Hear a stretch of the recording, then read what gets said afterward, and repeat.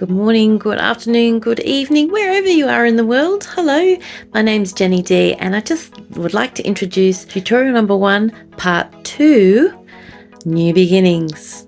In this tutorial you will see me go through the process of making my first page in my Neurodiverse creative journal. You can follow along or you can just enjoy watching. Make sure you write your own journal entry at the end. So here's my Neurodiverse creative journal ready to go. So you'll see there's a few little bumps on the page from where the glue has made some bubbles from when I was gluing it in, but I'm not at all worried about that. I'm going to paint over that. So here we go, New Beginnings. I would like to point out I'm not a therapist, but I am an experienced teacher and creative designer, and I specialise in neurodiverse students. And just like there's different styles and different types of neurodiversity and that affect people in different ways, new beginnings are going to affect people in different ways. So when you see a brand new page, and especially at the beginning of a journal, how does that make you feel? I know some people look at a blank page and they get very nervous, and I must admit I was slightly worried about wrecking this page, but for me, jumping and getting started is the best way to overcome any hurdles.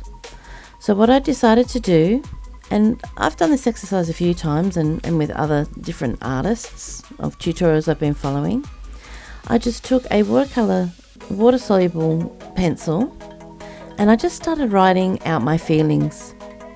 I'm not worried about what I'm writing here because this is going to be covered by other layers.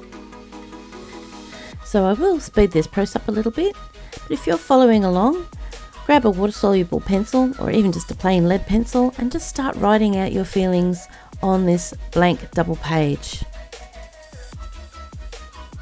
Don't worry too much about what you're writing, just let it all flow. Don't need to plan anything or compose anything particularly outstanding. Just let your thoughts flow through your pencil.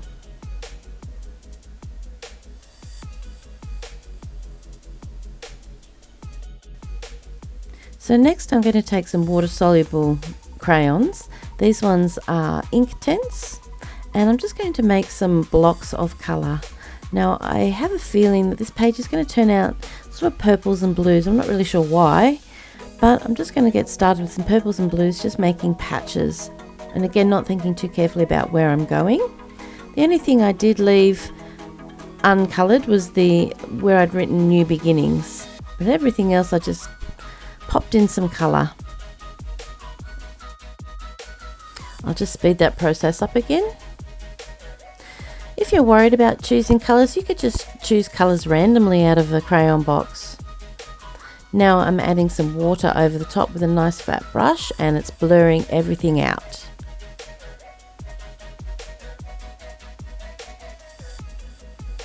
And of course then I dry it well with my heat gun. If you don't have a heat gun, you can just pop it out in the sun or just wait for it to dry.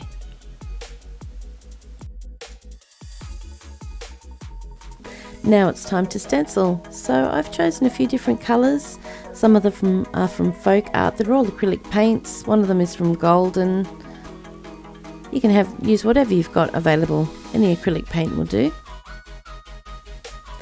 As I speed this process up, let's just have a little bit of a think about perfectionism and letting go of results. So when you're stenciling, there are two ways you can do it. You can be very free and very open and just use a palette knife and scrape the paint through, but I'm a little bit more careful than that. I'm not a perfect stenciler, but I do use the stippling method. So I use a stippling brush, which is a short hard-haired brush, and I push the paint through the holes in a sort of a patting motion. Some artists like to just get a palette knife and just smear it across, but I prefer a slightly more controlled approach, only slightly more. I do still keep things fairly free and easy.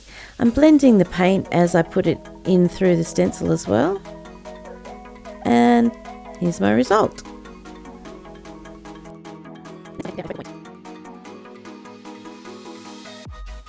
I did a little bit of a quick survey on the internet and asked people what images they thought of when I said new beginnings. And quite often what came up was pathways or open doorways or new days, things like that. So I decided that I was going to go with an open door looking into a new space theme.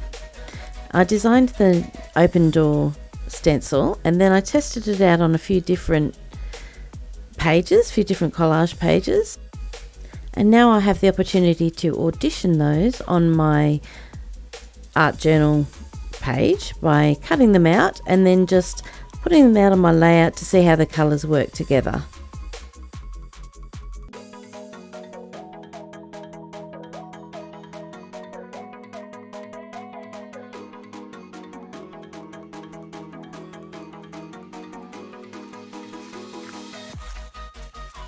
On the left side of the double page spread, I want to leave myself some room to write, but I'd also like to do a collage using some sprouts and buds motifs because that's what the term New Beginnings brought up for me. So here I'm going through my papers to find the right mix of colours, and then I draw the motif straight on with a black felt tip pen. I'm showing my ADHD, impatience and impulsivity here, but you might be the type of person that carefully draws in pencil to make sure you're happy with the shape before cutting it out.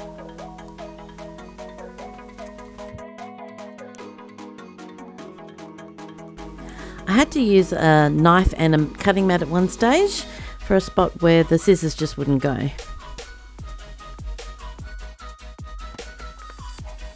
Then I use some metallic paints just to paint in a little path going into the distance.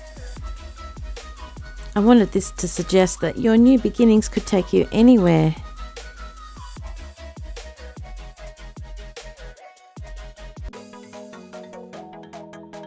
Now I knew my background needed a little more, so I slipped some backing paper in to protect the following pages, and I used some dark blues and purples with a kitchen sponge to just sponge in some darker areas around the edges.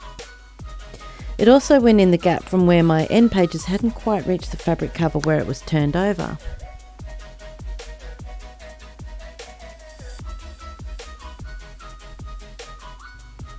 Then I used the really light purple and some bubble wrap just to make some little marks and just to soften that sponging a little bit.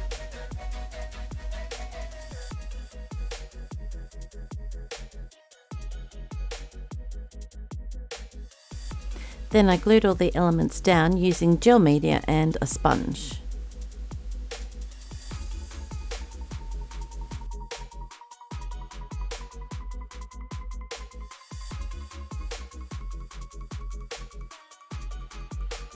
Okay, here's another ADHD moment for you. I'm not a details person, and I hadn't realised that the sponge I'd been using already had some green pan pastel on it.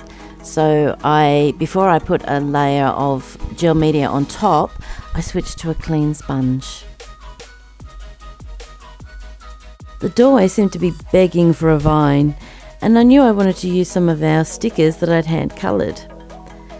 So I used this sponge that came in the kids' mark making set to lay a green background.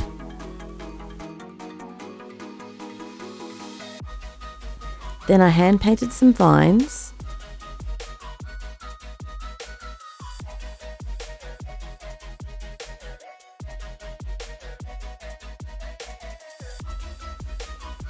And I added a few little tufts of grass along the pathway. Then I used that same sponge with a very light green paint just to put in some little sprays of white flowers around the vine.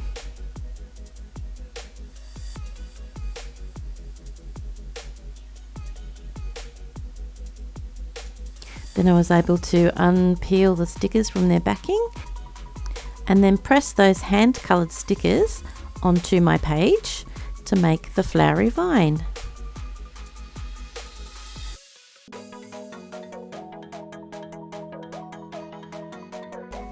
I used the Liquitex gel medium again to glue down the collage of those sprouts and buds underneath where I'm going to write my journal entry. And I guess it's time for you to think about what you will write in your journal. How do your neurodiversity challenges affect how you approach something new?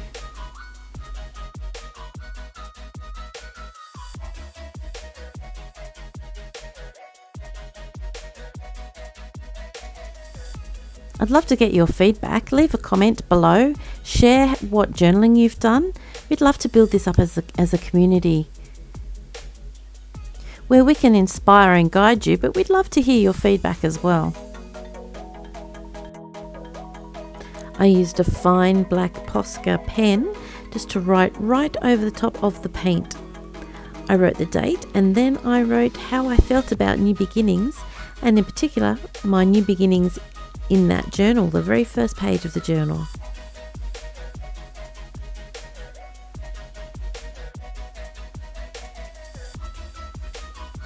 I did add a little bit of black detailing on the door and on the path, but here you can see the finished page. I love how the gold glows and makes you think of an exciting new journey that you're about to embark on. If you've enjoyed this video, please remember to like and subscribe. That really helps us out. And to comment down below. We'll try to reply to every comment. Thank you so much for watching, and we hope we'll see you in the next tutorial.